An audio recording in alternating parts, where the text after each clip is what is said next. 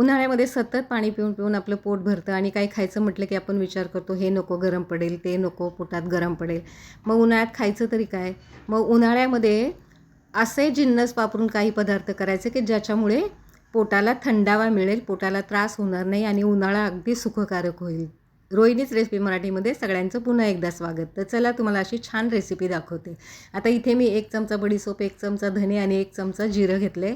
ते खलबत्त्यामध्ये असं आपण कुटून घ्यायचं आहे. हे पहा, तुमच्याकडे असा खलबत्ता नसेल तर तुम्ही मिक्सरमध्ये सुद्धा बारीक करून घेऊ शकता. पण खूप जास्त बारीक पावडर करायची नाही आहे, थोडंसं असं जाडसर ठेवायचं आहे.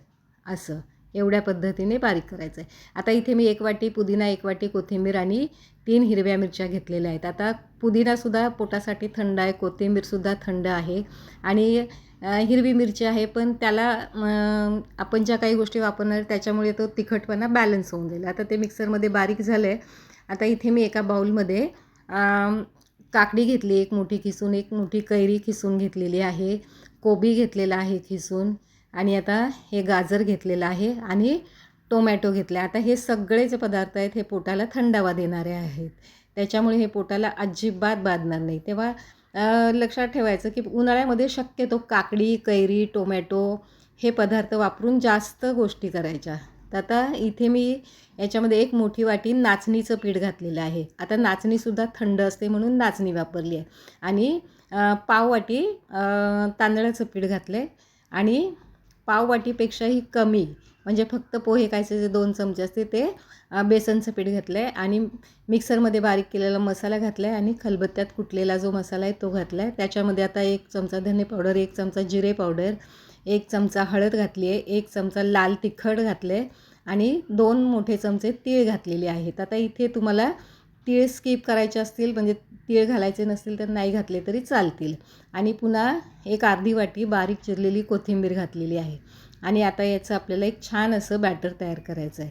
हे पहा, अगदी मस्त हे थालीपीठ लागतं खायला आणि उन्हाळ्यात हे थालीपीठ तुम्ही नक्की करून खा. कारण काय होतं, उन्हाळ्यामध्ये काकडी, कैरी, टोमॅटो हे खाल्ल्यामुळे पोटाला थंडावा मिळतो. आता हे पीठ आपलं थोडंसं भिजवून झाल्यानंतर त्याच्यामध्ये मी अर्धी वाटी रवा घातलेला आहे, एकदम बारीक रवा घातला आहे. आता तोही याच्यामध्ये छान मिक्स करून घ्यायचा आणि पीठ हे एक 10 ते 15 मिनटं झाकून ठेवायचं आहे. त्याच्यामुळे काय होतं, रवा चांगला फुलतो. आता 15 मिनटानंतर मी झाकण काढून घेतलं आहे. हे पहा, बॅटरची कन्सिस्टन्सी ही अशी हवी आपल्याला, खूप जास्त पातळ नाही आणि खूप जास्त घट्ट नाही. आता इथे मी हे बिडाचा तवा ठेवला आहे, त्याच्यावरती तेल स्प्रे करून घेतलं आहे आणि हे बॅटर त्याच्यावर घातलं आहे आणि छानपैकी मस्त थालीपीठ टाकले त्याच्यावरती. खूप जाड नाही करायचं आणि खूप पातळही नाही करायचं. नंतर वरून असं तेल स्प्रे करून एक 5 मिनटं झाकून ठेवायचं आहे, कारण याच्यामध्ये आपण पीठ वापरलेलं आहे ना, मग पीठ असं छान शिजलं पाहिजे.